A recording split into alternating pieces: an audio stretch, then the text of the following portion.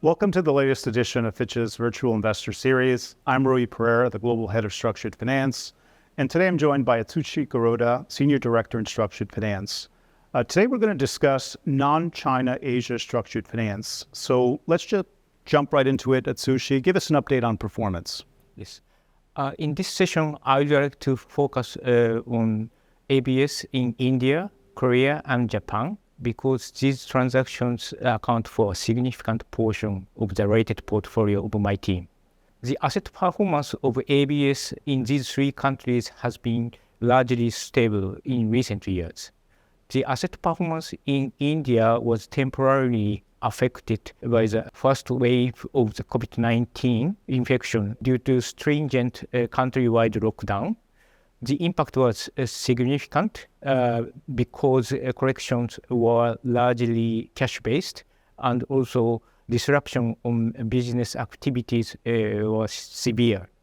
However, the impact on the asset performance has diminished since the second wave in 2021, and any resurgence of cases resulted in only mild and temporary deterioration in the asset performance.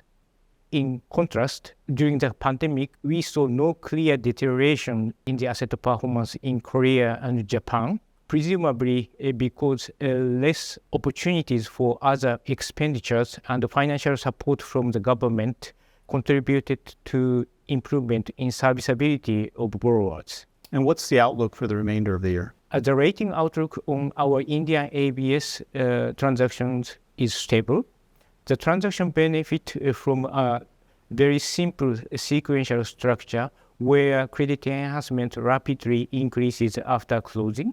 The underlying assets also tend to perform much better than the overall book of the originator due to stringent pool selection criteria. We believe these features will provide additional buffer against pool deterioration. Are there other things that investors should watch out for?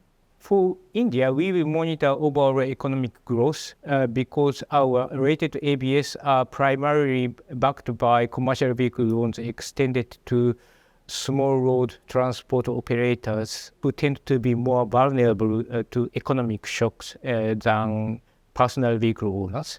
For Japan, we closely look at unemployment rate and real wage growth. Real wage growth has been negative for 12 consecutive months due to high inflation exceeding nominal wage growth. Negative wage growth may affect borrowers' debt servicing, but we expect low unemployment rate of 2.7% in our forecast for the next 2 years to continue to support a stable performance.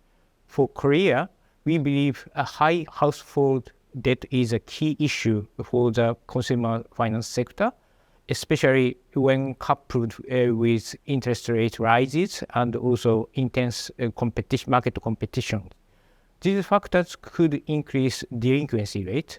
However, we expect a stable unemployment rate and also low but still positive economic growth to continue supporting asset performance of consumer ABS in Korea. Thank you for your insights, Atsushi, and thank you for joining us. For more information on non-China Asia structured finance, please visit fitchratings.com. And if you have any questions on the topics that we discussed, please send an email to the address on the screen. Thank you all for watching.